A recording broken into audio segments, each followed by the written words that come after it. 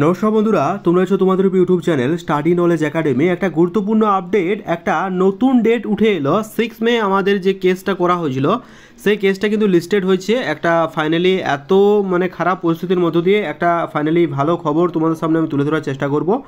আশা করছি এই ব্যাপারটা যদি দেখো একটু হলেও তোমাদের উপকারে আসবে। তোমরা যারা মেনলি পুলিশ অ্যাসপিরেন্ট আছো তাদের জন্য অত্যন্ত ইম্পর্টেন্ট, তাই স্কিপ না করে শেষ সময় দেখো, কথাগুলো মন দিয়ে শোনো। আশা করছি একটু হলেও উপকারে আসবে। আজকের যে ডেলি কেস লিস্টটা হয়েছিল সে মান্থলি কেস লিস্ট প্রোভাইড করে ক্যালকাটা হাইকোর্টের তরফ থেকে, সেটা কিন্তু আজ প্রকাশিত হয়ে গেছে 6 তারিখ, অর্থাৎ 6/5/2025 2টা PM অ্যাডসাইজ ইউজ দেখতে পাচ্ছ, কোড নাম্বার 11।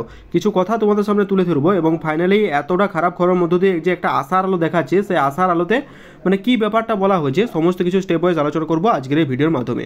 কাজেই তোমরা যারা WPKP ফর্ম ফিল আপ করেছো তাদের জন্য ভিডিওটা অত্যন্ত ইম্পর্টেন্ট, তাই স্কিপ না করে শেষ পর্যন্ত দেখো, কথাগুলো মন দিয়ে শুনো। আশা করছি একটু হলেও উপকারে আসবে। ভিডিও শুরুর আগে প্রথমত রেগুলার রিকোয়েস্ট, তোমরা যারা ভিডিও দেখছো লাইক করো, চ্যানেল তো তাহলে সাবস্ক্রাইব করে দিও। টিন নাও যারা টেলিগ্রাম চ্যানেল যুক্ত হন, লিঙ্কে তার ডিসক্রিপশন ডু জয়েন নাও, কারণ ছোটো বড় আপডেটগুলো ফার্স্ট অফ অল আমরা টেলিগ্রাম চ্যানেল প্রোভাইড করে রাখি।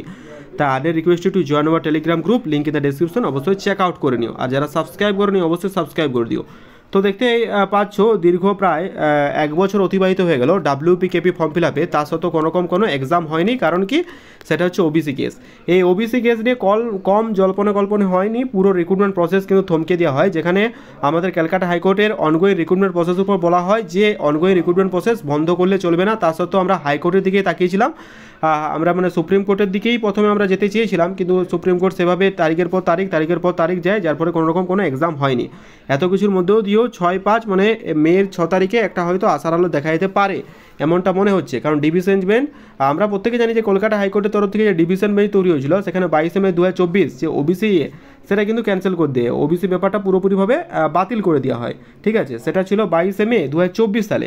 সেটা ডিভিশন বেঞ্চ ছিল তপব্রতী চক্রবর্তী এবং রায়শেখান মান্তা, দুজন যে ডিভিশন বেঞ্চ ছিল, সেই ডিভিশন বেঞ্চের আন্ডারে বাকি যে প্রসিডিউরগুলো হয় সেটা হয়েছিল এবং পুরোপুরিভাবে সেটা ক্যান্সেল করে দেওয়া হয়। কিন্তু তার পরবর্তীকালে আমরা একটা ক্যান ফাইল করি, যেখানে SLP ফাইল আমাদের কিন্তু একটা তৈরি করা হয়। ঠিক আছে, SLP ফাইল, সেখানে কিন্তু এপ্রিল মাসে তপব্রতী চক্রবর্তী সার্কিটের জন্য অন্য কাজে চলে যায়, যার কারণে 6 মে যে ক্যান ফাইলটা তৈরি হয়েছিল সেটা মেনশন করে দেওয়া হয়। এবং মান্থলি যে কেস লিস্ট, ঠিক আছে, এখানে যে আমি মান্থলি কেস লিস্টটা বললাম, সেখানে ক্যান নাম্বারটা যদি তুমি দেখো CAN আমি দেখাচ্ছি 3/2025, কথাগুলো ভালো করে দেখবে তাহলে কিন্তু বুঝতে পারবে। এটা হচ্ছে ক্যাব নাম্বার। আর 6 মে ক্যালকাটা হাইকোর্টে আমাদের ডেট আছে, দেখা যাক কী হয়। তো আশা করছি 6 তারিখে কিছু একটা আপডেট উঠে আসবে। কারণ কেন বলো তো, আমি যে কথাটা বলছি সেটা একটু মন দিয়ে শুনো। কারণ ইতিমধ্যেই জানো যে ইতিমধ্যেই তোমাদের মাধ্যমিকের পরীক্ষার ফল বেরোলো গতকাল, এবং 7 তারিখে উচ্চ মাধ্যমিকের ফল আছে।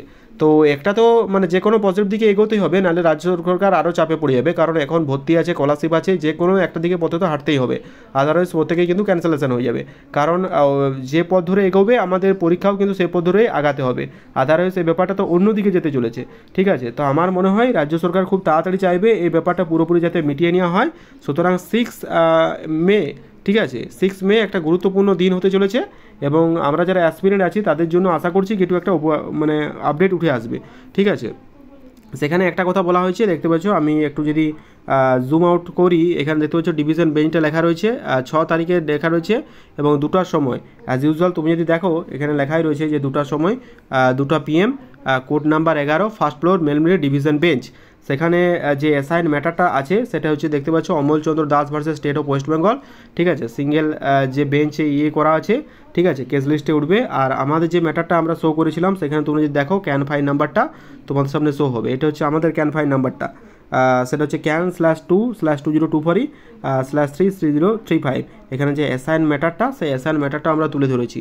আমরা পুরোপুরি তুলে ধরার চেষ্টা করব, আমরা পুরোপুরি তাকিয়ে থাকবো 6 তারিখের দিকে। 6 তারিখে আশা করছি কিছু একটা উপরে উঠে আসবে, উপরে উঠলে তোমাদের কিন্তু জানিয়ে দেবো। তো এতটাই ছিল আপডেট। ঠিক আছে, 6 তারিখে যে কেসটা উঠে আসছে সেটা তোমাদের সামনে শেয়ার করলাম। বাকি আপডেটগুলো আমি সাবস্ক্রাইব বলে দেবো। তোমরা কিন্তু অবশ্যই টেলিগ্রাম চ্যানেলে যুক্ত থেকো। অবশ্যই ভালো লাগলে শেয়ার করে দিও, একটা লাইক করে দিও, চ্যানেলটা তাহলে সাবস্ক্রাইব করে দিও। দেখা হচ্ছে পরের ভিডিওতে। ভালো থেকো, সুস্থ থেকো। Thank you very much.